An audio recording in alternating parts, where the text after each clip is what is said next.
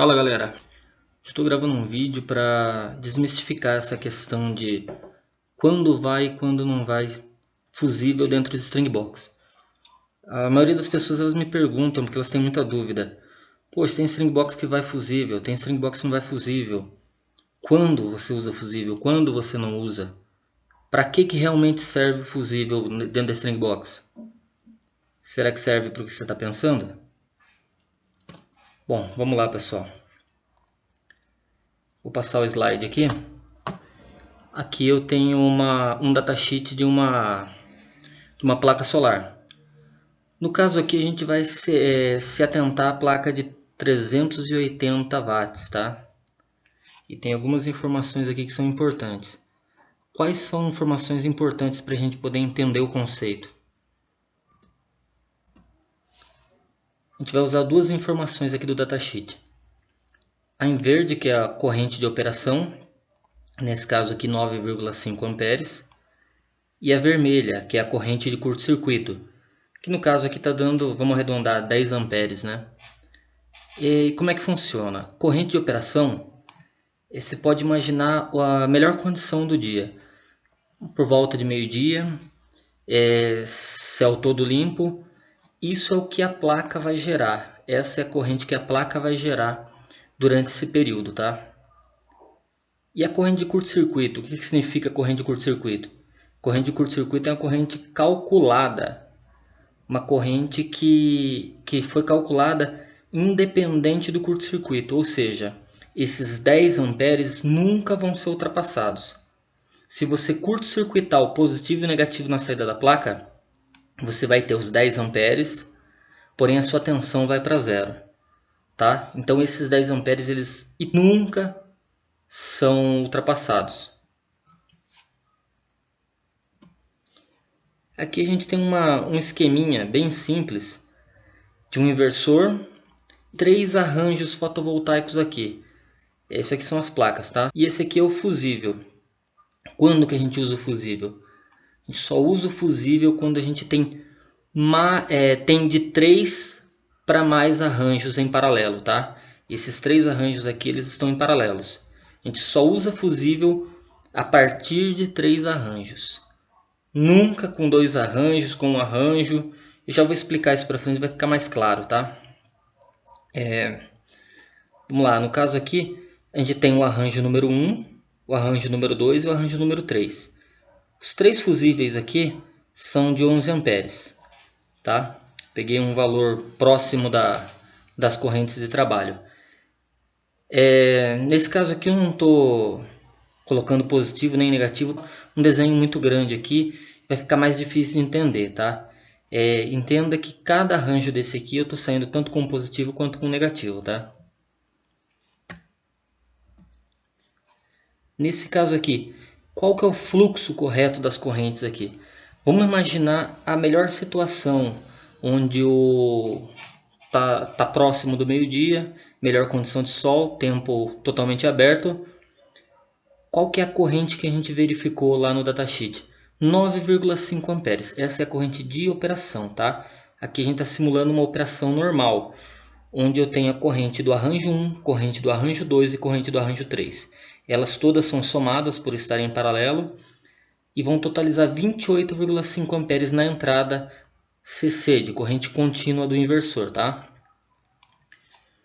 Agora a gente pode imaginar o seguinte, a gente pode imaginar se tiver uma falha, um curto-circuito qualquer.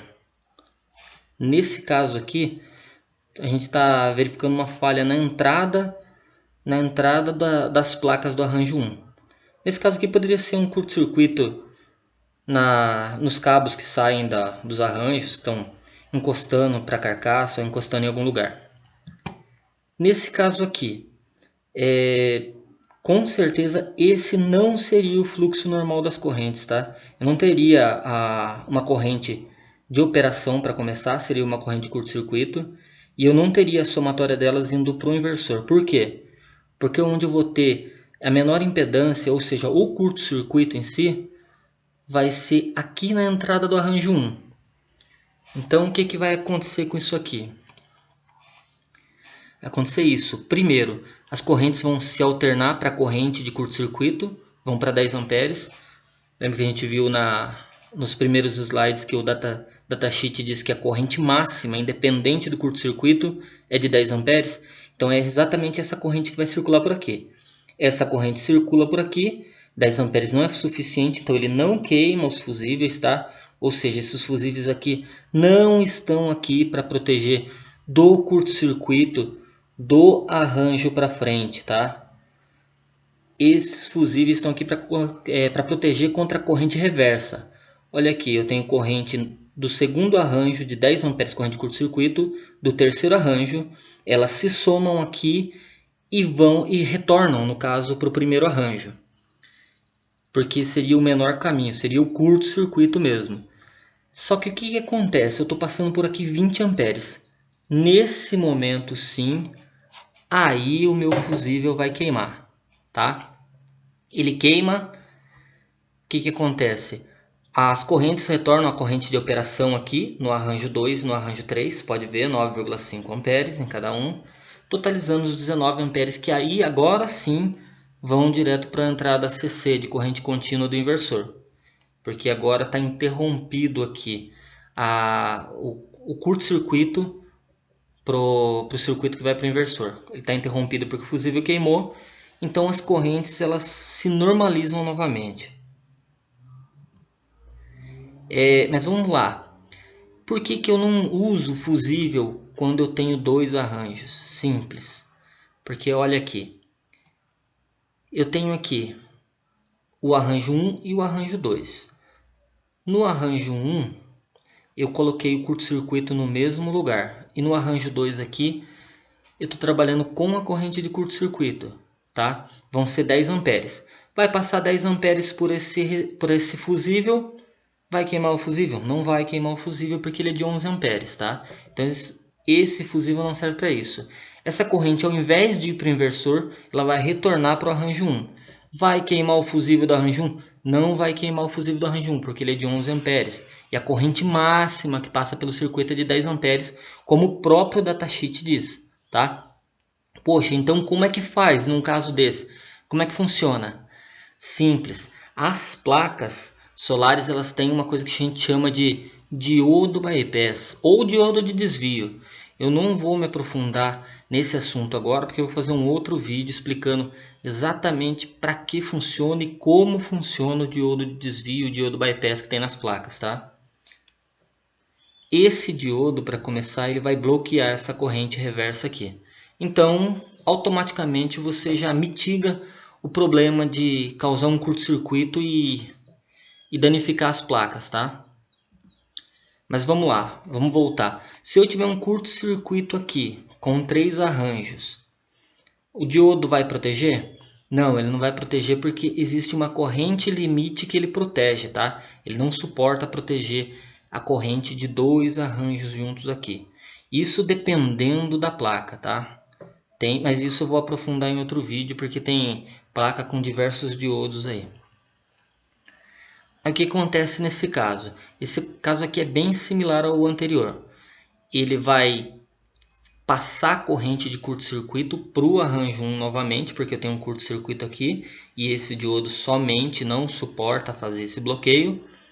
Vai passar pelos fusíveis e novamente vai queimar o fusível, protegendo esse arranjo, tá? Então, pessoal, imagine só o que aconteceria se a gente não tivesse um fusível aqui no caso. O diodo bypass ele não iria suportar. E isso eu queria acontecer com as placas. Elas iam sobreaquecer, iam receber uma corrente reversa muito alta, sobreaquecendo e pegando fogo. É o seguinte, pessoal, essa questão de usar os fusíveis ou não é bem séria pela parte da segurança e também é complicado. Se você usar fusível com 1 ou 2 arranjos, sinceramente você está jogando seu dinheiro fora, tá? Você está usando um dispositivo que não vai atuar nunca. Então não presta para nada, você não tá dando função nenhuma ao fusível, tá? E no caso de você não utilizar em mais do que 2 arranjos, no caso de 3 arranjos para cima, você pode correr o risco de acontecer isso aí. Se você tiver um curto-circuito, você pode ter um retorno de corrente, uma corrente reversa muito alta, que vai incendiar suas placas. Nesse caso aqui você pode ver uma foto que incendiou só um arranjo, não incendiaram o restante está intacto, né? O que você vê de chamuscado do lado é por causa do calor, né? Que ele sofreu aqui. Então, pessoal, é o seguinte, no próximo vídeo eu vou estar falando sobre os diodos bypass, que são os diodos de desvio, tá? Explicando melhor como é que eles funcionam, para que eles funcionam, enfim, tirando aí a dúvida que o pessoal tem muita dúvida para que serve, como é que funciona, o que ele faz ali dentro, entendeu? O que ele faz na placa. Mas aí eu vou acabar postando um próximo vídeo assim. Se vocês tiverem mais alguma dúvida, alguma questão que seja muito duvidosa para vocês, põem aí nos comentários, pede aí embaixo aí que eu faço um vídeo falando mais sobre esse assunto, tá? Obrigado, viu, galera? Até o próximo vídeo.